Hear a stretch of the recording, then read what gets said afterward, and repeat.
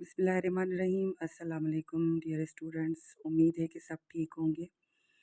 अच्छा, हम लोगों ने चैप्टर नंबर 3 स्टार्ट किया हुआ था और चैप्टर नंबर 3 में हमने इंट्रोडक्शन पढ़ लिया और उसकी कुछ टर्मिनोलॉजीज़ थी, स्टिमुलाई, फैक्टर्स, रिस्पॉन्स, ठीक है, कोऑर्डिनेशन क्या होता है, वो सारा कुछ हमने पढ़ लिया था। आज हम नर्वस और हमने ये भी पढ़ा था कि हमारे पास नर्वस कोऑर्डिनेशन के 2 टाइप हैं। एक है हमारे पास सीएनएस और दूसरा है एक है हमारे पास नर्वस कोऑर्डिनेशन जिसमें हमारा ब्रेन आ जाता है और स्पाइनल कॉर्ड आ जाता है। और दूसरा जो है वो है हमारा केमिकल कोऑर्डिनेशन। 2 टाइप की कोऑर्डिनेशन मिलती है ऑर्गेनिज़म्स में। एनिमल की अगर हम बात करें तो एनिमल में दोनों टाइप की कोऑर्डिनेशन मिलती है, नर्वस भी मिलती है और केमिकल भी मिलती है हमें, ठीक है। इसी तरह अगर हम प्लांट की बात करें तो प्लांट में और माइक्रो ऑर्गेनिज्म में सिर्फ केमिकल कोऑर्डिनेशन होती है, ठीक हो गया। अच्छा, तो अब आज हम नर्वस कोऑर्डिनेशन जो है वो नर्वस सिस्टम की स्टार्ट करेंगे जिसमें ब्रेन और स्पाइनल कॉर्ड मौजूद है। अच्छा, थोड़ा मैं आपको बताना चाहूँगी नर्वस सिस्टम और नर्वस नर्वस सिस्टम के बारे में कि नर्वस सिस्टम जो है वो हमारे सेंटर ऑफ द 2 टाइप मतलब हमारे सिस्टम्स होते हैं। एक होता है सीएनएस और दूसरा होता है पीएनएस, यानी सेंट्रल नर्वस सिस्टम, और एक होता है PNS, peripheral nervous system. Central nervous system अगर आप थोड़ा सा एग्जांपल लें, फॉर एग्जांपल रफली मैं स्टार्ट कर रही हूँ कि ये क्या है, ये हमारा ब्रेन है, ठीक है, ब्रेन है, और ये है स्पाइनल कॉर्ड, ठीक है, स्पाइनल कॉर्ड।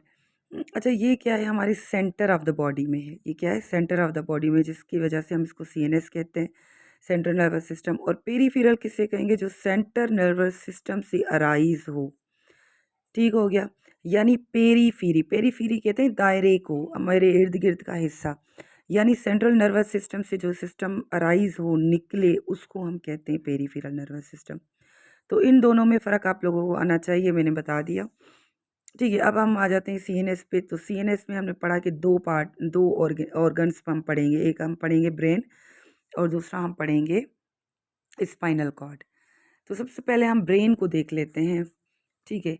तो सीएनएस में ब्रेन और स्पाइनल कॉर्ड, ब्रेन को देख लेते हैं। ब्रेन जो है वो most important part of the human body. Brain is situated in a corneal box, जिसे हम कार्नियम कहते हैं, which is made up of bone, ठीक है। ब्रेन क्या है, सबको पता है कि ब्रेन हमारी बॉडी का मोस्ट इम्पॉर्टेंट एक पार्ट है, एक ऑर्गन है, ठीक है, ह्यूमन बॉडी का, जो कि हमारी अच्छा, कुछ बच्चे कहते हैं कि स्कल में मौजूद होते हैं। बेसिकली स्कल पूरा आपका, उसमें आपकी आंखें आ जाती हैं, नोज़ आ जाता है, लिप्स आ जाते हैं, माउथ आ जाता है, तो पूरा जो गर्दन तक आ जाता है, दैट इज़ स्कल। लेकिन ब्रेन सिर्फ ऊपर का जो पोर्शन होता है, ऊपर का कार्नियल बॉक्स, यहाँ तक, तो इसे हम कहते हैं कार्नियल बॉक्स, ठीक है। तो ये कार्नियम का बना होता है। कार्नियम क्या है, हड्डियां हैं, ठीक है। तो ये बोन का बना हुआ होता है। अच्छा, बुक में ये थोड़ी इन्फॉर्मेशन मैंने याद ही इंपॉर्टेंट समझी, तो इसलिए मैंने कहा कि आप लोगों को दे दूं। बुक में आपके ये नहीं है। मेनिंजस, अगर कहीं पर ये वर्ड आ जाए तो आप लोगों को पता होना चाहिए कि मेनिंजस क्या है। बेसिकली ये 3 पर्दे होते हैं, ये 3 मेम्ब्रेन होती हैं, या पर्दे कह लें आप, कुछ भी कह सकते हैं, कि brain is covered by 3 membrane of connective tissue. ये कनेक्टिव टिश्यू की बनी हुई 3 मेम्ब्रेन होती हैं। लेट के मैं यहाँ पे ड्रा कर लेती हूँ, ये दिमाग है हमारा, ठीक है। यहाँ पर एक लेयर आ गई, दूसरी आ गई, ये तीसरी आ गई, और ये स्पाइनल कॉर्ड से होके फिर दिमाग के ऊपर चली जाती है। तो मेनिंजेस क्या है, मेनिंजेस जो है वो कनेक्टिव टिश्यू की मेम्ब्रेन्स होती हैं, जिसमें जो कि पूरे ब्रेन में और स्पाइनल कॉर्ड में मौजूद होती हैं। इसका काम क्या है, अगर फंक्शन हम देखें तो फंक्शन इसका ये है कि ये फूड और न्यूट्रिशन सप्लाई करती है ब्रेन को, ठीक है, प्रोटेक्ट करती है, फ्रैक्शन से बचाती है। और दूसरा ये है कि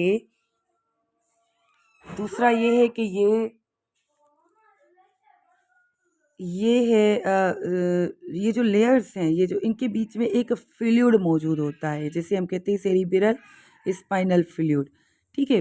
सॉरी एफ लिख लेते हैं यहाँ पे, स्पाइनल फ्लूइड। तो ये आपको समझ आ गया कि ये जो है पर्दे होते हैं, 3 लेयर्स होती हैं।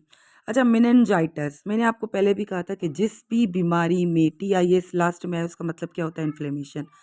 तो अगर इन मेनिंजेस में, इन पर्दों में कोई इन्फेक्शन हो जाता है, कोई सूजन आ जाती है, तो any inflammation of the meninges, meninges में अगर कोई भी इन्फ्लेमेशन आ जाती है तो उसे हम कहते हैं मेनिंजाइटिस।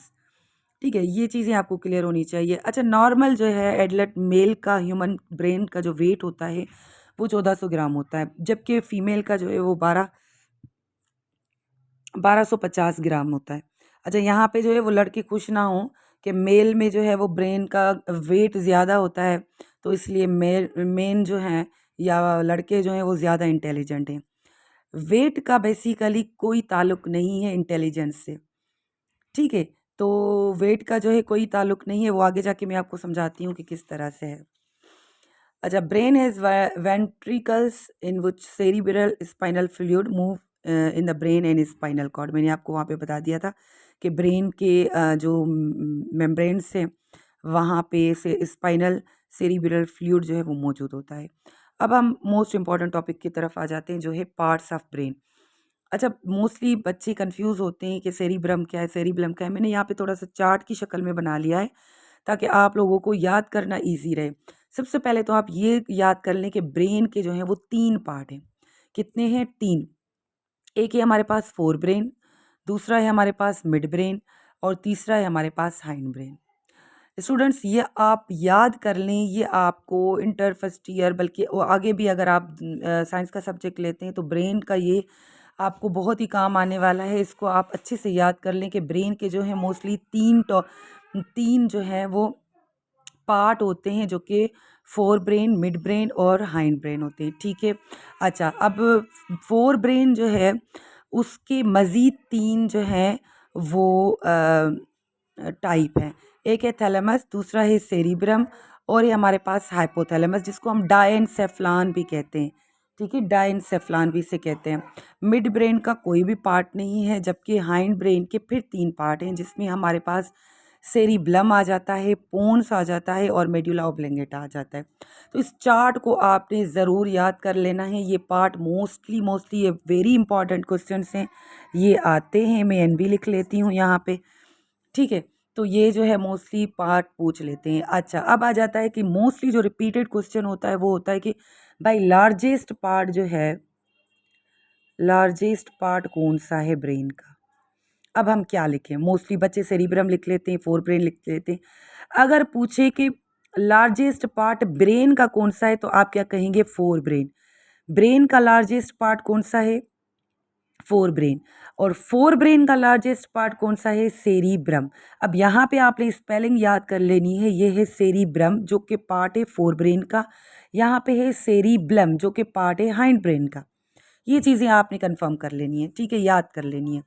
अच्छा, सबसे पहले हम फोर ब्रेन के ऊपर आ जाते हैं। तो फोर ब्रेन का जो सबसे पहले जो इम्पॉर्टेंट पार्ट है, जो लार्जेस्ट पार्ट है, दैट इज सेरिब्रम, उसको ही हम डिस्कस कर लेते हैं कि it is the most developed part, it is most develop and most complex part of the brain, ठीक है। यहाँ पे मैं थोड़ा सा ड्रा कर लेती हूँ यहाँ पे ताकि समझाना इजी हो जाए, ठीक है। आपने मोस्टली ये कन्व्यूलेटेड पार्ट देखा होगा ब्रेन के ऊपर, ठीक है, इस तरह से कन्व्यूलेटेड। बेसिकली ये जो पार्ट है दैट इज सेरिब्रम। ये कौन सा पार्ट है? सेरिब्रम पार्ट है, ठीक है। इट मेक्स था 2 पार्ट, यानी अगर ब्रेन के 3 पार्ट है तो उसमें से 2 पार्ट किसके होंगे? सेरिब्रम के होंगे, क्योंकि लार्जेस्ट पार्ट है ना ये, part of the total brain. Total brain के अगर 3 हिस्से हैं फॉर एग्जांपल, तो 2 उसमें पार्ट कौन से होंगे? सेरिब्रम के होंगे, ठीक है। अच्छा, cerebrum consist of the 2 cerebral hemisphere, left and right cerebral hemisphere. बीच में अगर आप देखें, अगर यूं अगर दिमाग पड़ा हुआ है ना, तो आपको बीच में इसमें लाइन नज़र आएगी, लाइन नज़र आएगी, आपको लगेगा कि जैसे कि ये 2 हिस्से अलग हैं, लेकिन वो नीचे से जुड़े हुए होते हैं, वो अलग नहीं होते, ठीक है। ऊपर से उनमें स्पेस ज़रूर होता है। तो ये हो गया आपका राइट और ये हो गया लेफ्ट, ठीक है। अगर लेफ्ट साइड में मसला होता है, लेफ्ट साइड कंट्रोल करता है राइट साइड को, राइट साइड कंट्रोल करता है लेफ्ट साइड को। अगर लेफ़्ट साइड में खुदा ना खास्ता कोई मसला आता है तो पैरालाइज़ हो जाते हैं मोस्टली बंदे, तो उसका लेफ़्ट जो है वो इफ़ेक्ट होगा। अगर लेफ़्ट में हो रहा है तो राइट इफ़ेक्ट होगा, ठीक है? अच्छा, उसमें आपको मेनी रिजेस इन ग्रूव्स नज़र आएँगे, यानी आपको ये कन्वोल्यूटेड पार्ट नज़र आएगा, इसमें आपको कन्वोल्यूशन नज़र आएँगे इस तरह से, ठीक है?